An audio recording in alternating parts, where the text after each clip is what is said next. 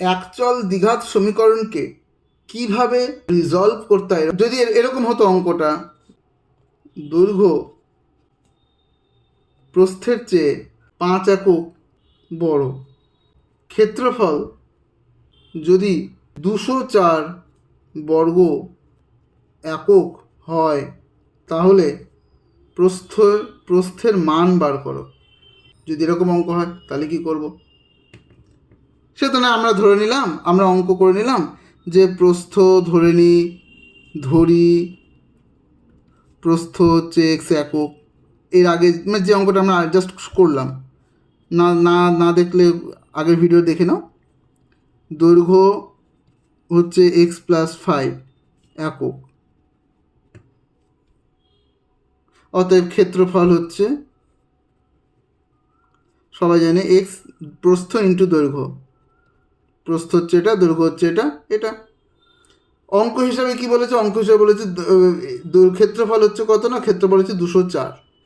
তাহলে আমরা তো লিখতেই পারি, বা x² + 5x, তাহলে আমরা লিখতেই পারি x² + 5x - 204 = 0। একদম লিখতে পারি।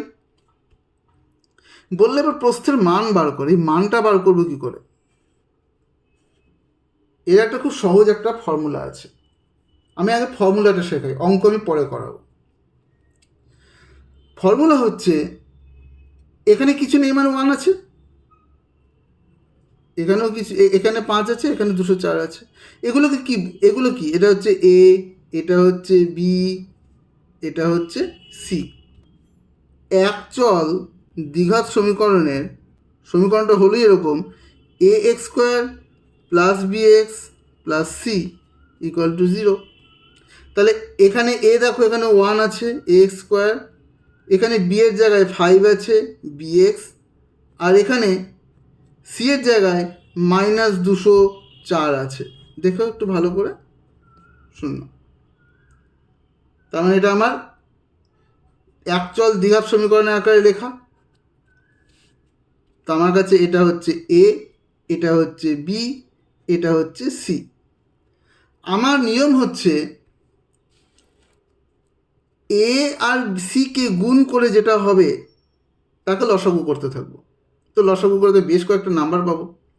ধরে নাও এখানে আমি এ আর সি, একটা হচ্ছে 4, একটা হচ্ছে 9। ধরো এ হচ্ছে 4, এ = আমাদের কি বলেছে 4, আর বি আর সি = আমাদের এখানে আছে 9। যদি এরকম থাকতো তাহলে কি হতো না, তাহলে আমার এখানে এই এ ইন্টু সি কত হতো? 36 হতো, তাই তো? তাই 36কে যদি লসাগু করতে শুরু করতাম তাহলে কত হতো? 18 × 2 = 36, 9 × 2 = 18, 3 × 3 = 9। কি হতো? 2 × 2 × 3 × 3। এই 4টে নাম্বার পেতাম।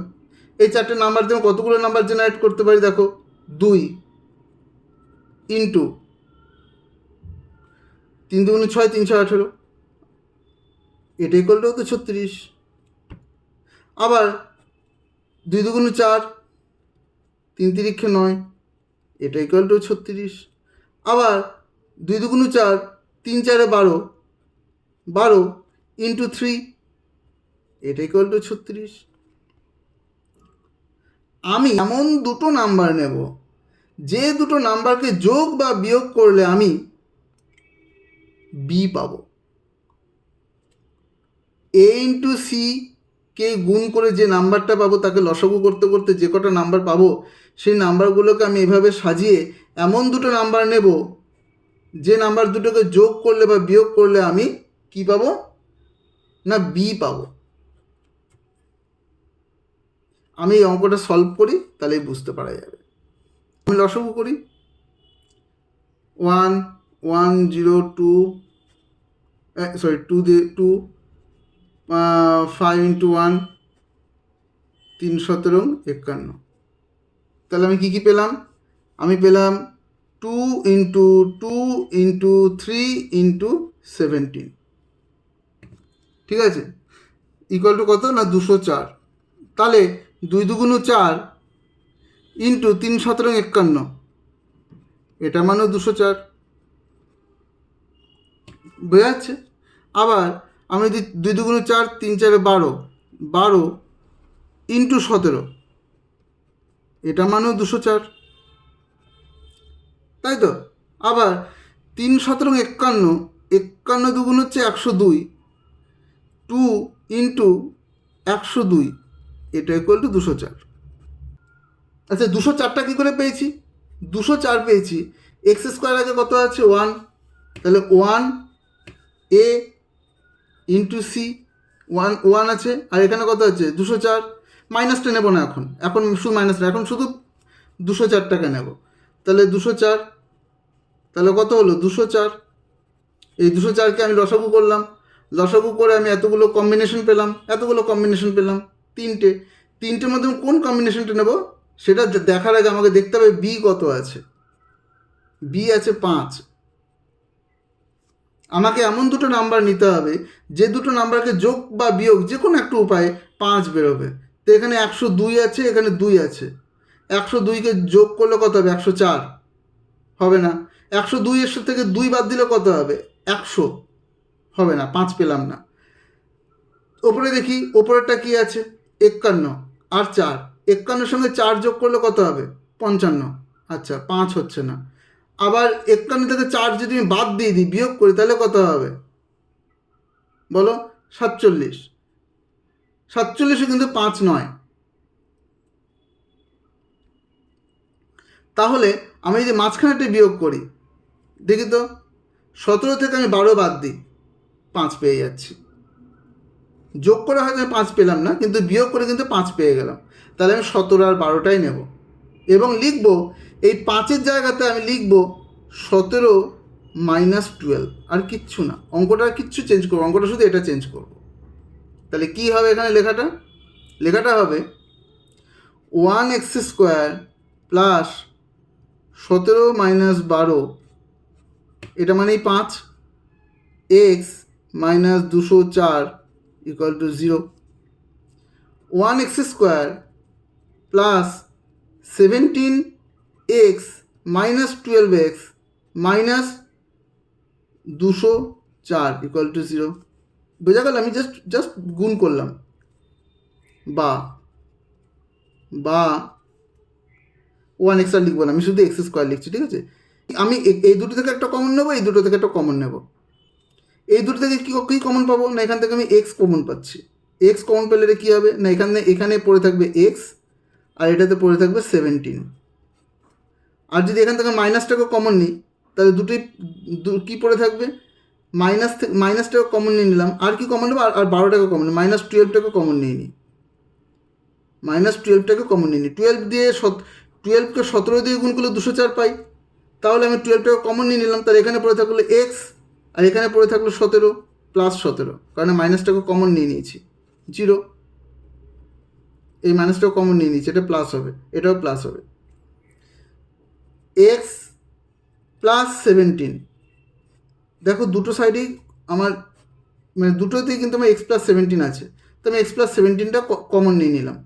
তাহলে এটাতে কি পড়ে থাকলো? এটাতে পড়ে থাকলো শুধু এক্স, এই এক্সটা পড়ে থাকলো, আর এটাতে কি পড়ে থাকলো? এই 12টা, তাহলে মাইনাস 12 পড়ে থাকলো ইকুয়াল টু 0। এইবারে খুব সোজা। এখন যদি এরকম হয় যে এ ইন্টু এক্স ইকুয়াল টু 0, কখন হয়?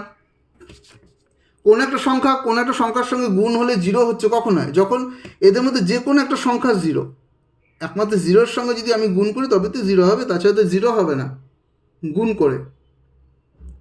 তো আমি তার মানে হচ্ছে যে কোনো না কোনো একটা 0 হয়, এটা 0 নচেত এক্সটা 0, যে কোনো একটা 0। আমি যদি এখানে এক্স না, আমি একটা কাজ করি, আমি এখানে এ আর বি না বলে আমি এখানে এম আর এন ইউজ করি, তাহলে সুবিধা হয় বুঝতে। এম ইন্টু এন যদি 0 হয়, এম ইন্টু এন যদি 0 হয়, তাহলে তার মানে কি হয়? এম 0 এবং এই 0-এর সাথে এন গুণ হয়ে 0 হয়েছে। আর না হলে হয়তো এনটা 0, এম এটার সাথে গুণ হয়ে রেজাল্ট 0 হয়েছে। বোঝা গেল? হয় এম 0 যে এন গুণ হয়ে 0 হয়েছে, নচেত এন 0 যে এম গুণ হয়ে 0 হয়েছে, মানে যে কোনো একটা 0। তার মানে আমরা এইটা থেকে বুঝতে পারছি যে হয় এক্স প্লাস 17 এটা ইকুয়াল টু 0, নচেত x মাইনাস 12 এটা ইকুয়াল টু 0। তাই তো? একদম ঠিক বলছি তো? তো যদি আমি x প্লাস 17 ইকুয়াল টু 0 এটাকে ধরে যদি এগোই, তাহলে আমাকে কি পাচ্ছি না, x ইকুয়াল টু পাচ্ছি মাইনাস 17। আর যদি x মাইনাস 12 ইকুয়াল টু 0 ধরে এগোই, তাহলে পাচ্ছি x ইকুয়াল টু 12। তাহলে আমাদের উত্তর কত? তাহলে আমাদের উত্তর হচ্ছে প্রস্থ ইকুয়াল টু 17 মাইনাস 17 অথবা 12।